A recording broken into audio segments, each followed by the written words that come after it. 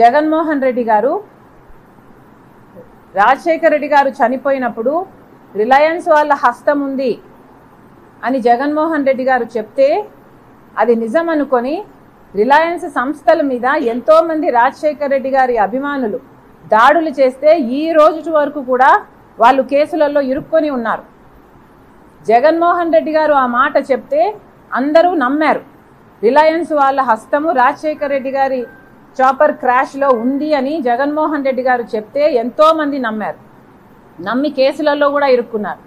తర్వాత జగన్మోహన్ రెడ్డి గారు ముఖ్యమంత్రి అయిన తర్వాత అదే రిలయన్స్ సంస్థ వాళ్ళకి రాజ్యసభ మెంబర్ కూడా ఇచ్చారు. అంటే జగన్మోహన్ రెడ్డి గారు అప్పుడు చెప్పింది అబద్ధము అని జగన్మోహన్ రెడ్డి గారు స్వయంగా తానంతకు తానే రుజువు చేసుకున్నారు.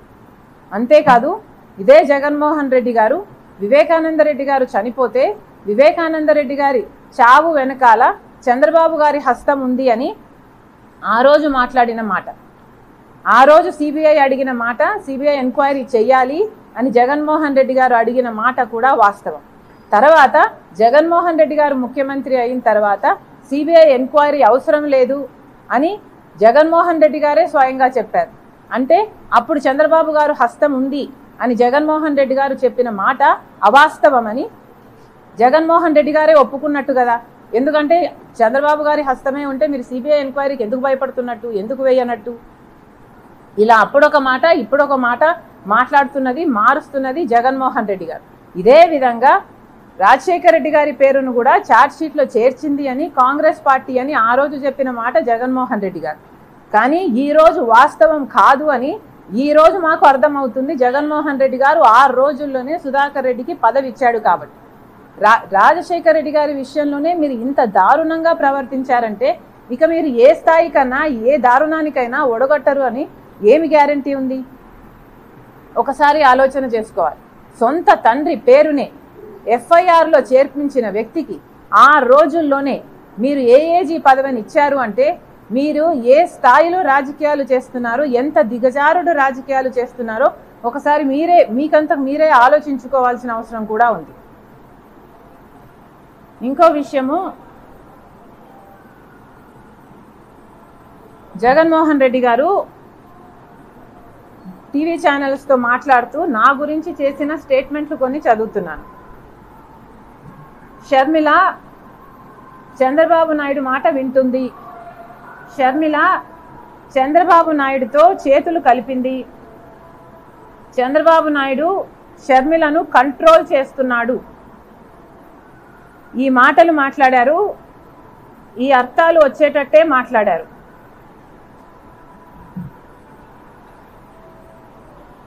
నేను రాజశేఖర రెడ్డి బిడ్డను.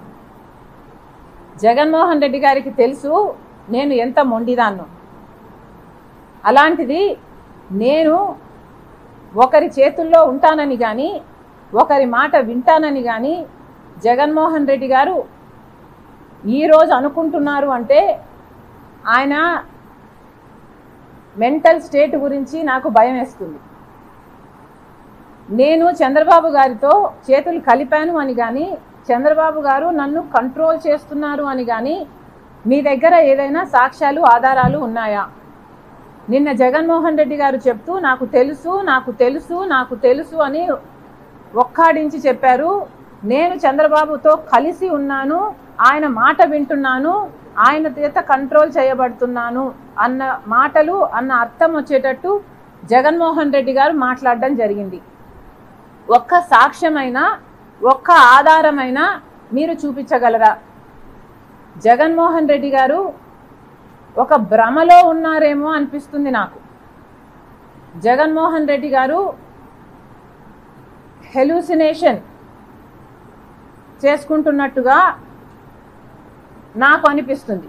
ఇదేదో ఇమాజినేషన్కి తన ఇమాజినేషన్లో నుంచి పుడుతున్న ఈ మాటలకి అసలు అర్థమే లేదు. ఒక సాక్ష్యం కూడా మీరు చూపించలేరు. ఏ బేసిస్ మీద రాజశేఖర్ రెడ్డి బిడ్డ చంద్రబాబు మాట వింటుంది అని మీరు అంటున్నారో ఒక జగన్మోహన్ రెడ్డి గారిని కాదు, ఆయన పార్టీని సజ్జల రామకృష్ణారెడ్డి గారు కూడా చాలాసార్లు ఈ మాట మాట్లాడారు. ఒకసారి ఏ ఆధారాలు ఉన్నాయో మీ దగ్గర బయట పెట్టండి, ఒకసారి మీరు ప్రూవ్ చేయండి. రాజశేఖర రెడ్డి బిడ్డ చంద్రబాబుకు అమ్ముడు పోయిందా? రాజశేఖర రెడ్డి బిడ్డ చంద్రబాబు గారి మాట వింటుందా? రాజశేఖర రెడ్డి బిడ్డ చంద్రబాబుతో చేతులు కలిపిందా? నా జన్మకి నేను ఒక్కసారి చంద్రబాబు గారి ఇంటికి వెళ్ళి నా కొడుకు పెళ్ళైతుంటే కార్డు ఇవ్వడానికి పోయాను. అది కూడా ఏ స్పిరిట్తో పోయాను? రాజశేఖర రెడ్డి గారు కూడా తన బిడ్డ పెళ్ళవుతుంటే ఆ పెద్ద మనిషిని పిలవడానికి వాళ్ళ ఇంటికి వెళ్ళాడు. ఆ పెద్ద మనిషి కూడా రావడం జరిగింది. అదే in the same spirit Rajasekhara Reddy గారి ఫుట్ స్టెప్స్లోనే నేను వెళ్ళి కార్డు ఇవ్వడం జరిగింది.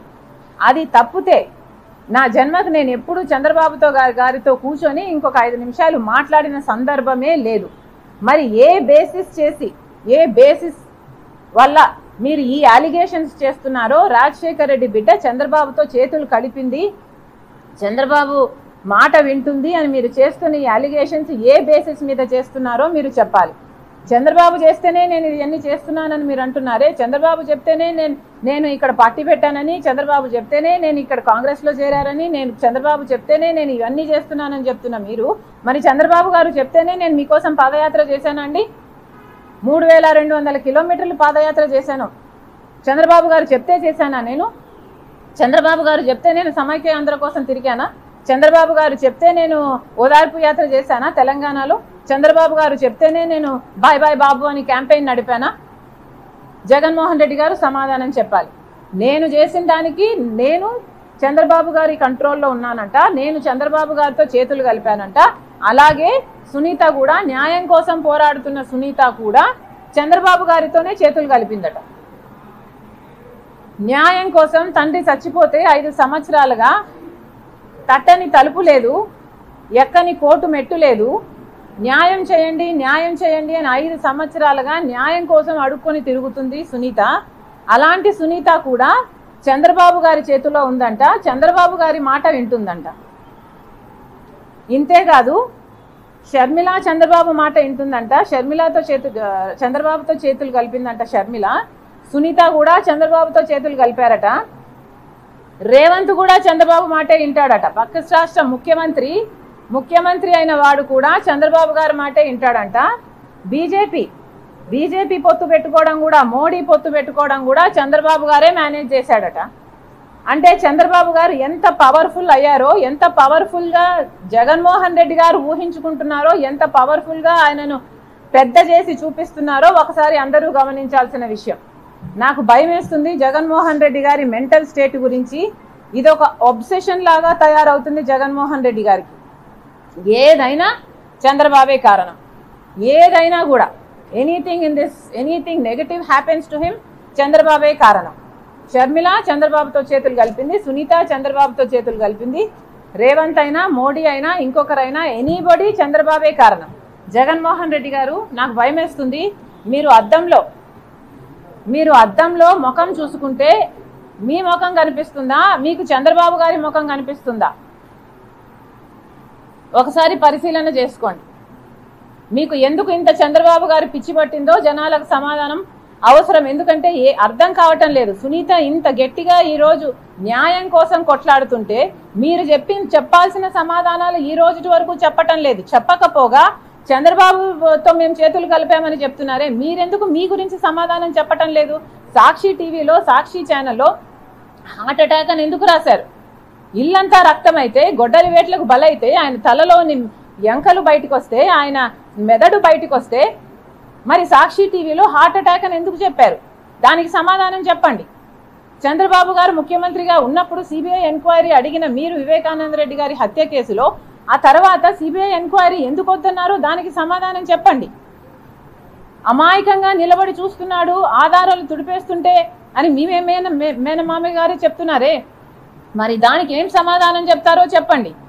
ఇవన్నీ మీ హస్తం లేకపోతే, అవినాష్ రెడ్డి హస్తం లేకపోతే ఎందుకు దాచిపెట్టుకోవాలనుకుంటున్నారు? ఎందుకు సమాధానం చెప్పటం లేదు? 5 సంవత్సరాలు అవినాష్ రెడ్డిని ఎందుకు కాపాడారు? మళ్ళీ అదే అవినాష్ రెడ్డికి అక్యూజ్డ్గా ఉన్న ఇన్కంబెంట్ ఎంపీకి మీరు ఎందుకు టికెట్ ఇస్తున్నారు? మీకు చంద్రబాబు గారు పిచ్చి పట్టిందేమో అని నాకు అనుమానంగా ఉంది. ఒకసారి అద్దం పంపిస్తున్నాను మీకు, దయచేసి అద్దంలో ముఖం చూసుకొని మీకు మీరు కనిపిస్తున్నారా లేక చంద్రబాబు గారు కనిపిస్తున్నారో ఒకసారి టెస్ట్ చేసుకోవాలి. ఇది పక్కన పెడితే మళ్ళీ చెప్తున్నాము, రాజశేఖర రెడ్డి బిడ్డకు ఎవరి మాట వినాల్సిన అవసరం లేదు. నేను ఈరోజు కాంగ్రెస్ పార్టీలో చేరాను, ఆంధ్ర రాష్ట్రానికి వచ్చాను అంటే దానికి కారణము కేవలము ఇక్కడ ప్రత్యేక హోదా కోసము ఒకవైపు చంద్రబాబు గారైనా ఒకవైపు జగన్మోహన్ రెడ్డి గారైనా కొట్లాడడం లేదు కాబట్టి. ఇద్దరు బీజేపీ పార్టీతో పొత్తులు పెట్టుకున్నారు, తొత్తులుగా మారారు. ఎవరికి ప్రజల బాగోగులు కాబట్టలేదు.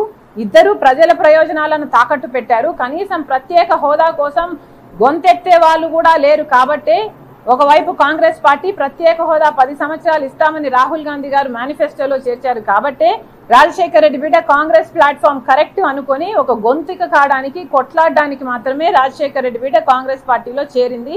మళ్ళీ చెప్తున్నాము, దీంట్లో చంద్రబాబు గారి హస్తం లేదు, ఇంకొకరి హస్తం లేదు. రాజశేఖర రెడ్డి బిడ్డను కంట్రోల్ చేయడం ఎవరి తరము కాదు.